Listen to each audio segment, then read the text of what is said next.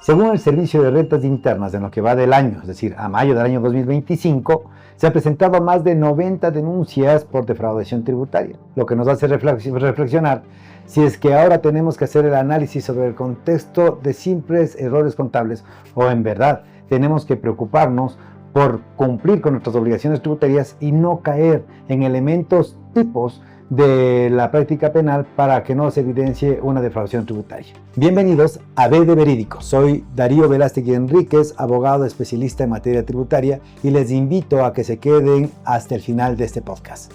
El día de hoy nos acompaña el doctor Richard Villagómez Cabezas, especialista en materia tributaria penal, con su amplia experiencia como ex magistrado de la Corte Nacional de Justicia en materia penal. Mi estimado Richard, te damos la bienvenida.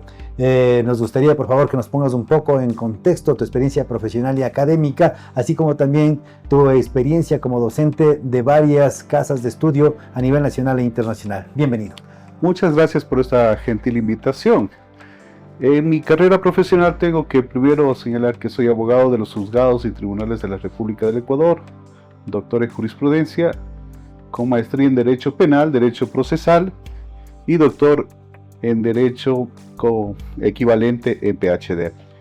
En el ámbito profesional me he desempeñado como fiscal, como juez provincial y finalmente como juez de la Sala Especializada de lo Penal de la Corte Nacional de Justicia, en tanto que en el ámbito académico he tenido el honor de ser docente de posgrado y pregrado y actualmente soy docente invitado de la Universidad Andina Simón Bolívar. Tengo a mi haber 25 libros de materia penal y algunas obras y artículos indexados relacionados con lavado de activos y responsabilidad de la persona jurídica. Eso brevemente en cuanto a mi presentación. Ya puntualmente respecto de tu pregunta o de tu introducción, te voy a hacer las siguientes acotaciones. La Administración Tributaria ha dado a conocer que se han presentado 92 denuncias en lo que va de este año 2025 y la lectura que tiene que hacerse es la siguiente. Una denuncia es simplemente una noticia de delito, lo que significa que recién empieza la averiguación penal para establecer si existe mérito para formularse cargos y eventualmente perseguirse un proceso penal sea en contra de personas naturales o jurídicas. Es decir, que en ese contexto el recorrido procesal todavía es largo porque ni siquiera se alcanza a etapa de juicio y menos aún una sentencia condenatoria que siempre estará sujeta a un posible recurso de apelación y más tarde casación. En ese sentido, la lectura de las estadísticas que nos transmite la Administración Tributaria tiene que ser un poco más precisas. ¿Por qué razón? Porque las sentencias, primero, son impugnables. Digamos que para fines de estadística dura, tendría que considerarse sentencias condenatorias ejecutoriadas, es decir, aquellas que ya no tienen la posibilidad de revisarse por un medio impugnatorio extraordinario. En ese sentido, la efectividad de la persecución penal en materia tributaria se encuentra en entredicho porque no hay esa estadística dura que nos permita cotejar entre lo que se denuncia inicialmente versus lo que se obtiene finalmente como sentencia condenatoria ejecutorial.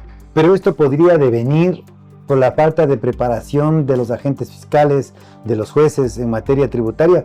No es lo mismo ser un experto tributario y ser un experto penalista a ser un experto abogado penal tributario o asimismo tener la experticia como agente fiscal tributario o como jueces penales tributarios en el contexto de conocer el tipo de penal.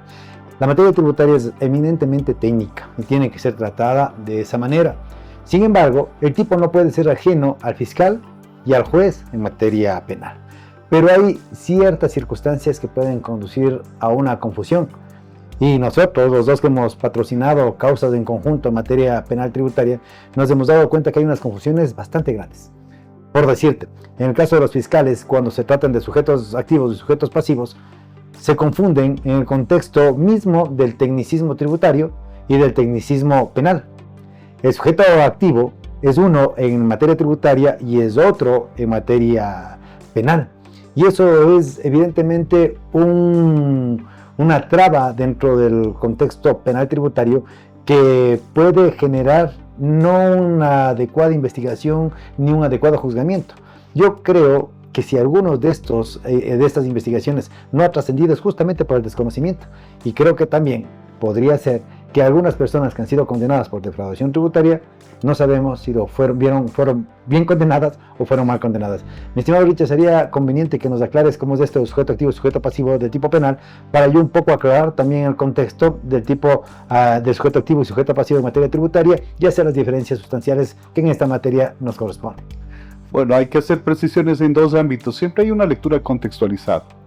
Hay que considerar que efectivamente en materia tributaria hay un sujeto activo, un sujeto pasivo, y eso necesariamente tiene que relacionarse con los elementos constitutivos del tipo penal.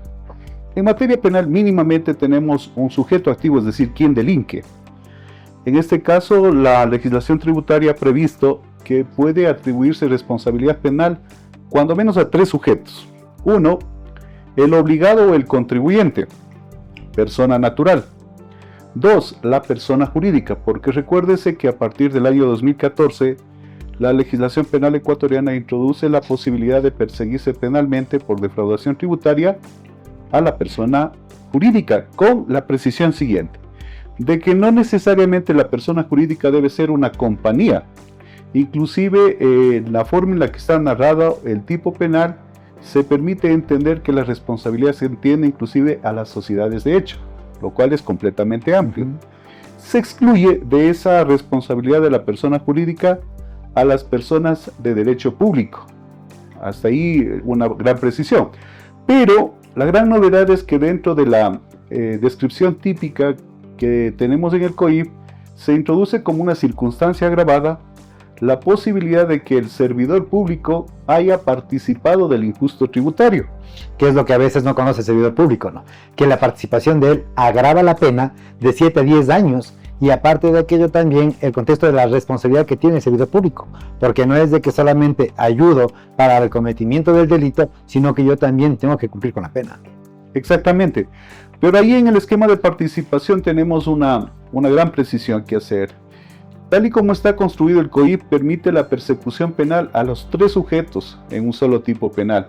Es decir, se puede tratar de una conducta abarcativa en la que tú tengas una discusión sobre la responsabilidad de la persona jurídica como tal, de las personas naturales, es decir, de los directivos, de los miembros, de los accionistas, y eventualmente también puedes tener una discusión si ha participado un servidor público en ese entramado. Porque tenemos que considerar que dentro de la dinámica criminal los delitos se han vuelto complejos.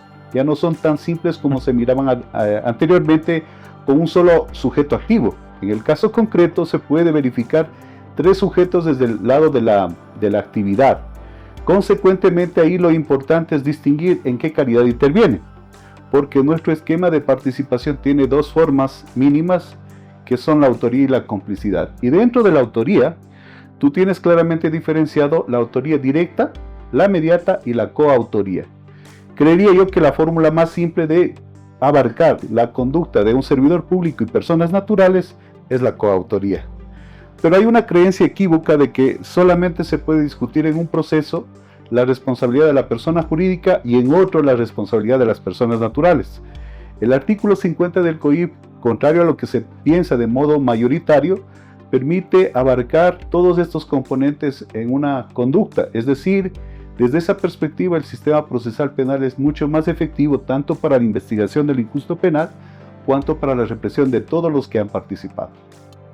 Pero es mucho más complejo todavía, porque este particular tiene que ser concebido desde el contexto técnico tributario para evidenciar si ha habido o no ha habido el comportamiento atípico, antijurídico o el tipo penal como tal. Es decir, en materia penal, el hecho de la simulación, el ocultamiento, la utilización de empresas fantasmas como para poder engañar a la administración tributaria y aminorar la carga impositiva, evidentemente son elementos sustanciales como para poder evidenciar que ha habido o no ha habido al menos la presunción del cometimiento de un delito. ¿Y por qué lo digo de esa manera? Porque son los casos más comunes. Ahora, hay un descontexto por parte de los fiscales y mucho más, creo yo, por parte de los jueces, porque asumen que la responsabilidad de pago puede extinguir el delito, cuando no se trata de eso. No. Aquí no se persigue el pago de la obligación, que es un contexto que nosotros hemos discutido ampliamente, sino que la obligación tributaria en sede administrativa respecto de la capacidad de la obligación que tiene el sujeto pasivo, que es el contribuyente, de pagar su obligación tributaria, no tiene que confundirse con el hecho de que ya no hay delito. El delito es por la conducta, no por la obligación de pago. Entonces, es otro elemento que también se concibe y que nosotros hemos visto, que hay algunos fiscales que evidencian si ha habido o no ha habido el pago para hacer el análisis del tipo. Como también hemos visto que hay fiscales que de pronto confunden la connotación de un ocultamiento o simulación para poder confluir a un delito penal, cuando lo único que se ha hecho es aportar con elementos contables la aminoración de la carga impositiva que, si no está a gusto de la administración tributaria, puede verse como un delito. En tu experiencia, mi estimado Richard, ¿vos crees que la administración tributaria utiliza la herramienta penal para ver si de esa manera puede cubrir más la recaudación? ¿O en realidad la administración tributaria persigue la conducta que tiene que ser, en este caso, sancionada con una pena? Bueno, hay que hacer varias precisiones. Creo que hay que puntualizar lo siguiente. En un esquema acusatorio oral corresponde a la Fiscalía investigar y acusar fundadamente cuando hay los elementos constitutivos del tipo penal y la responsabilidad de la persona que se investiga. Es decir, que los fiscales deben tener nociones técnico-jurídicas de dos componentes, penales y tributarios, particularmente para, desde la entrada, realizar una investigación técnica. Esto significa que el diseño de la investigación, de las líneas de investigación, tienen que estar perfectamente delimitadas por un conocimiento técnico-jurídico que permita alcanzar resultados óptimos. Desde la perspectiva del juez de garantías penales que interviene en la etapa de instrucción y etapa intermedia, el juez debe tener los suficientes conocimientos por efecto del iuria novit curia para tamizar o por lo menos calificar adecuadamente si la investigación fiscal ha cumplido con un estándar para que se establezca mínimamente con precisión cuáles son los elementos constitutivos del tipo y cuáles son los actos ejecutados por la persona a la que se le acusa. Esto con vistas a promover el proceso a la etapa de juicio en donde se practica la prueba y en donde el Tribunal de Garantías Penales en el proceso ordinario tiene la capacidad de resolver el caso concreto, sea ratificando inocencia o emitiendo condena. Recuérdese que este recorrido procesal, inclusive la condena que eventualmente se pudiera imponer, requiere de una técnica jurídica también por parte de los jueces de apelación, de los jueces de casación, para dilucidar toda esta discusión. Ahora bien, en el aspecto procesal, que también incide en las líneas de investigación, hay un equívoco cuando se establece que es una condición para el ejercicio de la acción penal que primero se dilucide el aspecto tributario frente a la administración.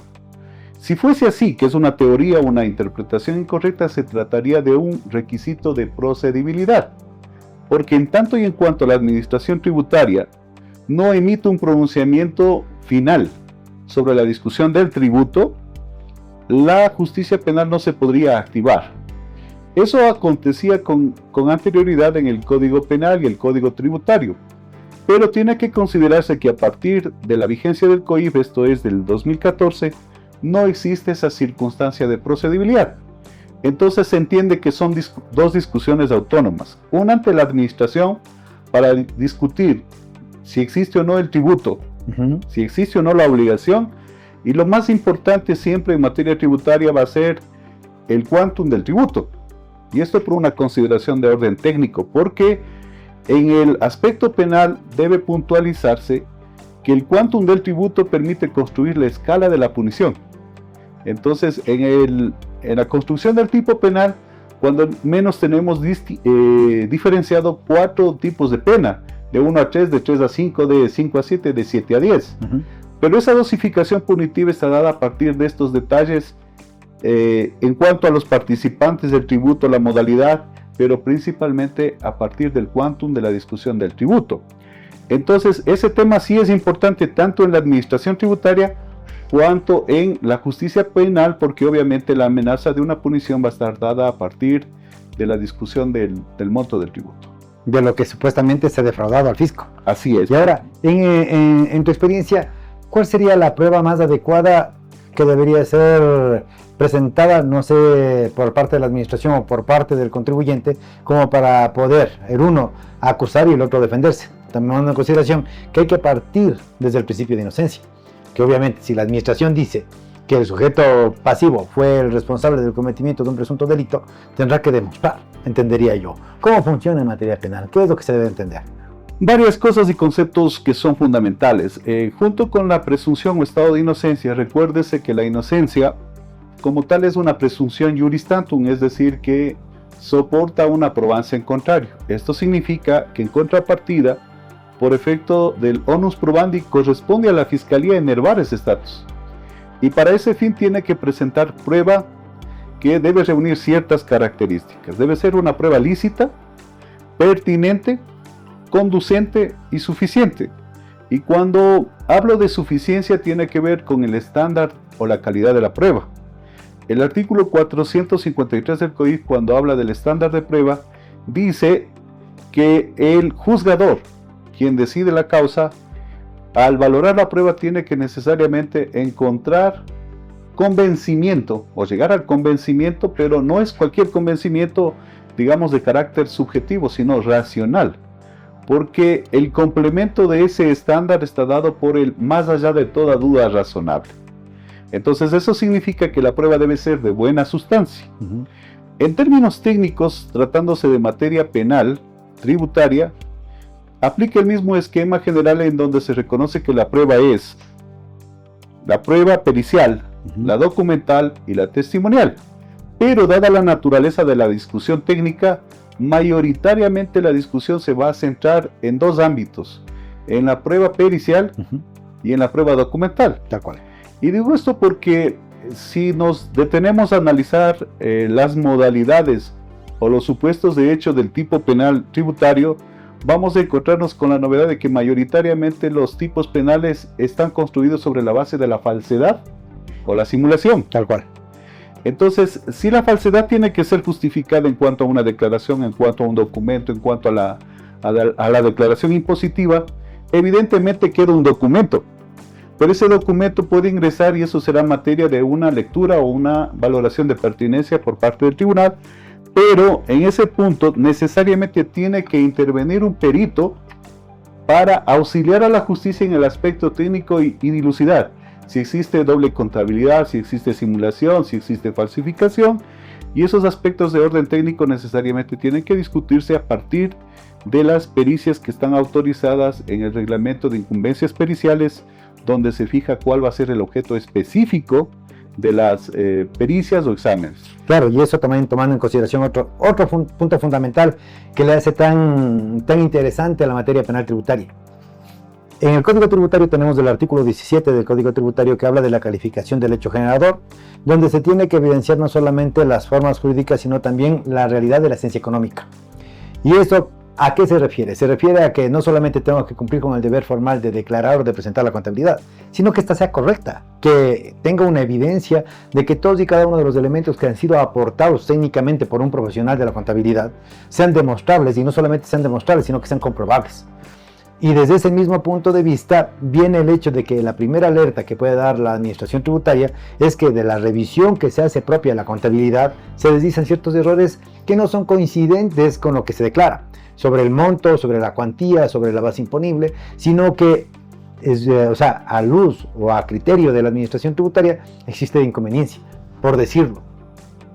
Es una persona que no ha tenido mayor actividad económica en muchos ejercicios fiscales, pero un año en especial parece tener un crecimiento pero bastante grande de forma inusitada, en donde determina que antes generaba $10,000 al año y ahora resulta que fue el más próspero y que genera un ingreso de $10 millones. Algo pasa.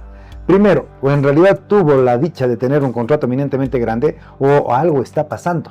¿Qué es lo que se tiene que tomar? O se está simulando, se está viendo de qué manera hay un tema de un ocultamiento de una realidad económica. O también podría ser que inflan demasiado los gastos, que es lo que usualmente sucede, para poder disminuir el monto de la base imponible, y así también el tributo va a ser mucho más corto.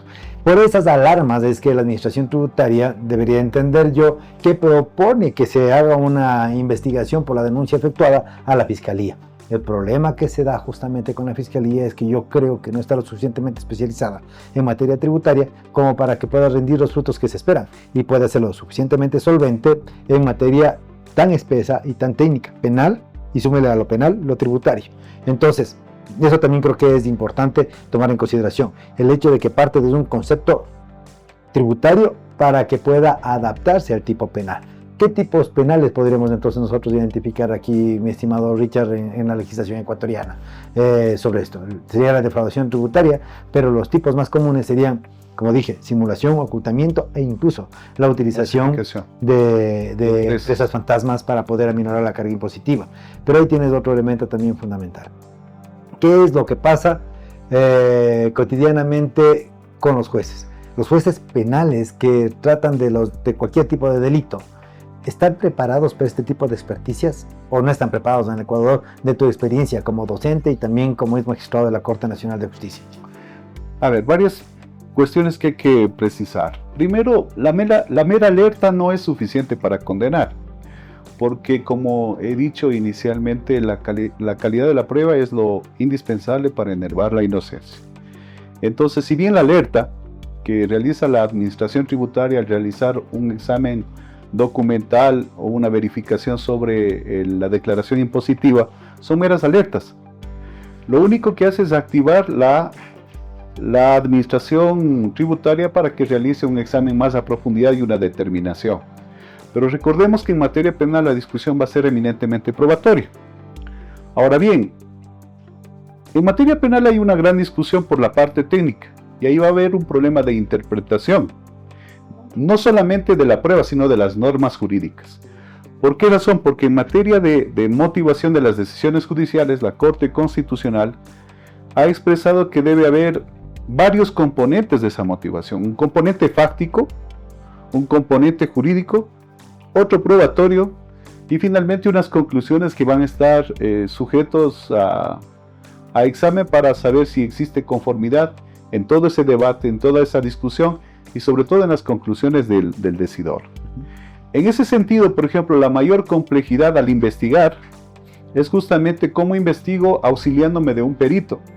Pero la pregunta ahí en la investigación es ¿qué busco?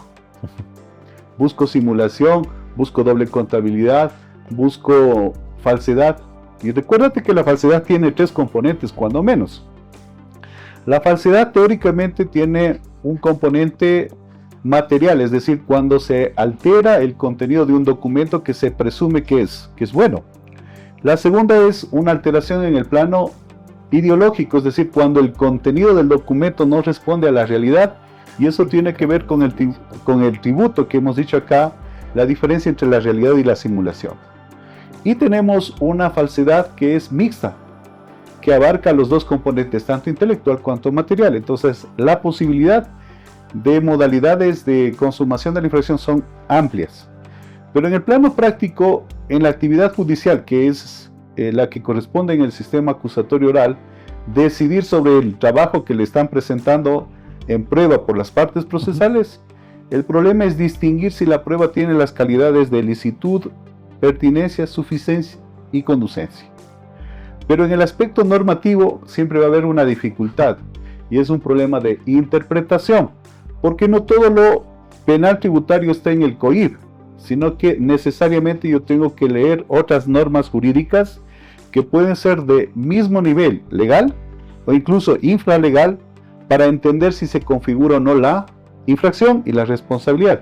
En este sentido, siempre va a haber una actividad que se denomina de remisión, porque yo como juzgador tengo que necesariamente acudir a otra norma jurídica para completar la descripción típica y saber si hay una consecuencia jurídica. Esos problemas de interpretación vienen dados particularmente por lo que dice el artículo 13 del COIR, porque aquella norma señala que la interpretación tiene que ser conforme con la Constitución, conforme con los tratados internacionales de derechos humanos, y establece 2 prohibiciones.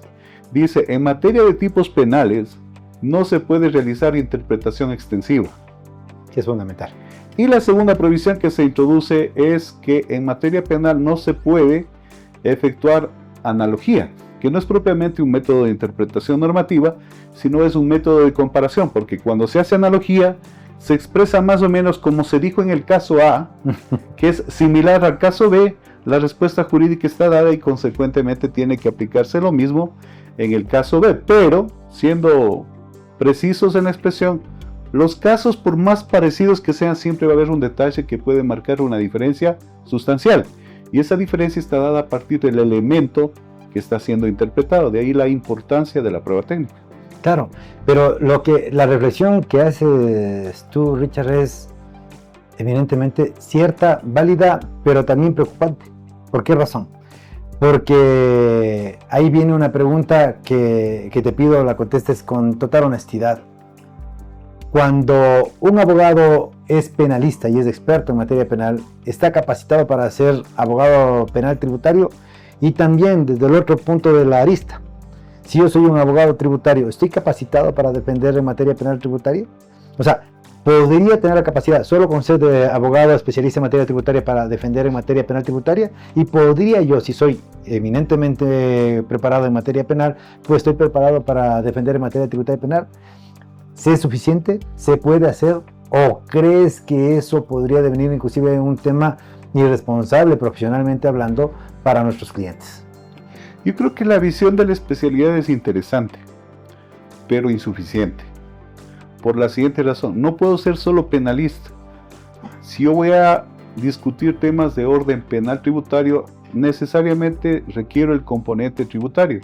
Es decir, eso ya me permite a mí tener una visión holística del tema, en donde se fusiona lo penal, lo procesal penal, que también es indispensable para distinguir quién es sujeto activo, quién es sujeto pasivo, pero también tengo que distinguir cuáles son los elementos técnicos propios de la materia tributaria para ese ejercicio que he mencionado, entre lo penal y la remisión, al traerse normas tributarias para saber si se cumple o no el tipo penal y la responsabilidad penal. Y un componente obligado en todas las materias que tampoco se quiere ver a profundidad es la necesidad de un componente constitucional que irradia todo el sistema. Entonces podríamos decir que la administración tributaria, con este boletín que hace conocer a la comunidad respecto de haber presentado más de 90 denuncias por defraudación tributaria, solamente se podría constituir un tema de persuasión como para que la gente sepa que la administración tributaria tiene la competencia y la potestad de poner en conocimiento de la Fiscalía este tipo de actos que pueden ser reñidos con la justicia y para que sean sancionados con los jueces penales. Pero no necesariamente pueden reflejar la realidad de las cosas, porque no podrían ser 90, podrían ser muchos más, o de pronto podrían ser muchos menos. Pero eso no es una noticia crímenes, como tú dirías, de materia penal, sino más bien por el contrario, viene a ser un sistema de gestión de carácter administrativa para que la gente entienda que todas las conductas que sean reñidas con la justicia y que se utilicen para poder aminorar de manera dolosa la base imponible y por ende sus impuestos, van a verse con la justicia penal y podrían ser abocados incluso a penas de prisión. Y obviamente nadie quiere estar detenido ni un solo segundo. ¿Por qué razón? Porque este tipo de conductas, a veces como estamos en el Ecuador, pensamos que no pasan. Solamente pasa en Estados Unidos, pasa en Europa, que las personas que cometen delitos tributarios están tras las rejas. No. Ecuador también tiene las mismas normas. Las políticas tributarias son eminentemente fuertes, son coercitivas. Por eso es que el sujeto activo de la relación tributaria es el Estado, es el sujeto fuerte, es el que tiene la posibilidad de hacer esto y de ejercer este tipo de actividades y de promover las investigaciones del conocimiento del fiscal. Pero también podemos sacar de contexto si también desde parte de la administración tributaria no se tiene un análisis lógico para presumir que existe un tipo penal. Entonces tendríamos que ver la preparación de la administración tributaria para que pongan en conocimiento estas noticias. Varias cuestiones sobre lo que acabas de señalar. Primero, las conductas tributarias no son impunes. Hay que estar claros. Lo que pasa es que siempre vamos a digamos, criticar lo que todavía no empieza a funcionar al 100%. Y digo esto porque se requiere en este ejercicio la participación de fiscales y jueces especializados para obtener mejores resultados y evitar injusticias también del otro lado. Pero también hay que estar conscientes que a la administración tributaria le hace falta mayor eficiencia en cuanto a la recaudación. Entonces, en ese sentido, digamos que desde esa perspectiva, sería mucho más eficiente si logramos tener un fortalecimiento del aspecto preventivo. Es decir, si mejoramos la recaudación a través de políticas, instrumentos y decisiones que permitan aquello. Pero también hay que considerar lo siguiente, que la tendencia del derecho penal contemporáneo es también facilitar la opción del compliance. Porque ahí hay una discusión que ciertamente no debería ser tal, porque desde la esencia el compliance está diseñado para evitar la ocurrencia del delito, particularmente para evitar la afectación de la responsabilidad de la persona jurídica. Ahora bien, pero nada es perfecto. Si falla el compliance y eventualmente hay un delito, la administración tributaria debe estar lo suficientemente estructurada para denunciar y encontrar una justicia penal tributaria especializada que satisfaga estos altos estándares de exigencia para una condena. Es decir, todo tiene que verse de manera holística, donde la institucionalidad funcione cada uno en el ámbito de su competencia específica, de tal forma que tengamos un país más vivible. Claro, y desde el mismo compliance que sugiere Richard, y que evidentemente así tiene que funcionar en materia tributaria, tiene que partir desde esa misma lógica de una planificación tributaria adecuada que deben tener todas las empresas. El hecho está en que a veces, por tratar de disminuir sus bases imponibles y por pagar menos impuestos, solamente nos dejamos de asesorar de algunos malos profesionales de la contabilidad o contadores, en donde hacen lo que dice el cliente, lo que dice la persona que va a soportar la carga impositiva o va a pagar el tributo, cuando tiene que ser todo lo contrario. Tiene que hacerse un análisis de carácter legal en donde están todas las normas que le generan beneficios tributarios, disminuciones tributarias, le pueden generar algunos tipos de estímulos, pero está en el contexto de conocer la norma para poder hacer una planificación con una proyección adecuada y ver qué es lo que efectivamente le sirve a cada una de las empresas o personas para el giro de su negocio. Pero eso no se hace. Lo que se hace es aquí con la ley del más vivo. ¿De qué manera yo puedo prever que yo pague menos impuestos? De esta manera. Y ahí viene también el tema de que por poco venga caserito, ¿qué le damos? Le damos una factura, esta le va a servir para que usted no pague tanto tributo el siguiente año. No se trata de eso la materia tributaria. La planificación tributaria como tal tiene que obedecer a un sistema de estructura adecuada, con conocimiento propio en la forma técnica y en las normas legales que van orquestando qué es lo que efectivamente puede hacer que disminuya el valor a pagar por los impuestos en el país. Pero lo que se hace es buscar la forma más adecuada para ser el más vivo y pagar menos, y eso le conlleva a una defraudación en contra del Estado, pero también de una u otra manera, con una situación perversa, el Estado al no tener el suficiente aparato de control respecto de las operaciones tributarias, tampoco hace un control adecuado, y más bien lo hace por muestreo, o también llega a determinar quién efectivamente le interesa en el tiempo para poder hacer un análisis personalizado y evidenciar si es que existe o no existe defraudación tributaria. Entonces tendría que perfeccionarse por parte de la administración tributaria un análisis de carácter técnico, no persecutorio, sino técnico, para evidenciar quién efectivamente está defraudando al fisco o quién podría ser un defraudador. Y asimismo, por parte del contribuyente, el ser sincero, el tener una cultura tributaria. En el país, en el Ecuador, no existe una cultura tributaria. Tenemos que trabajar siempre en una cultura tributaria, que es a lo que se tiene que propender. Pero más por el contrario, la administración tributaria persigue a veces inclusive sin elementos, y el contribuyente busca la forma de buscar la minoración de la carga impositiva a través de mecanismos elusivos o evasivos, que le conllevan justamente este tipo penal, y que no solamente tienen que ir con un memorando, sino detrás de eso también un análisis profundo de qué es lo que está pasando con la administración tributaria, y que si efectivamente los sistemas que están estableciéndolos son o no son adaptables para que más bien se propenda al cometimiento de un delito. Sería adecuado también poner eso en contexto de la administración tributaria. ¿Qué tipo de responsabilidades puede llegar a tener ahí, mi querido Richard, un contador por asesorarle mal a su cliente? ¿Podría ser un coautor de este delito, o de qué manera se le podría juzgar?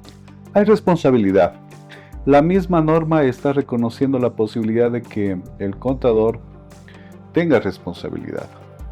Y ahí va a haber una discusión ya teórica y práctica, en el sentido de distinguir si la participación del contador se subsume en una autoría, en sus tres formas, o eventualmente en una complicidad. Entonces, desde una perspectiva normativa, lo que distingue la autoría de la complicidad es la principalidad o secundariedad de los actos ejecutados, en este caso por el contador. Ejemplo, si el contador es quien asesora y se hace cargo de toda la cuestión en la declaración impositiva, y si hay una falsedad que ha sido provocada por asesoría y dirección y ejecución de se entendería que esa actuación es principal. Se deja de lado entonces la posibilidad de complicidad. Podría entenderse entonces que inclusive en muchos de los casos el cliente se puede constituir en víctima de una mala asesoría o de un engaño por parte del contador. Es forzada la cuestión, pero sí es posible, porque una de las características del delito tributario es de que debe concurrir dolo, entendido por dos elementos, el querer y el saber. El querer infringir la norma y el saber que infringir la norma está mal. Entonces, si aún así se autodetermina el sujeto y dice, sí, efectivamente quiero delinquir, hay dolo. Ahora, si es que hay un desconocimiento por parte del dueño de la empresa, ese desconocimiento, digamos, afecta el componente cognoscitivo del dolo, que sería el saber, y eventualmente podría provocar una discusión sobre error. O sea, es evidente el tema de que una mala asesoría puede conllevar a que una persona sea abocada a rendir cuentas ante la justicia penal. Y es obvio y evidente que lo que tiene que hacer, en este caso, la persona natural o jurídica, es asesorarse bien.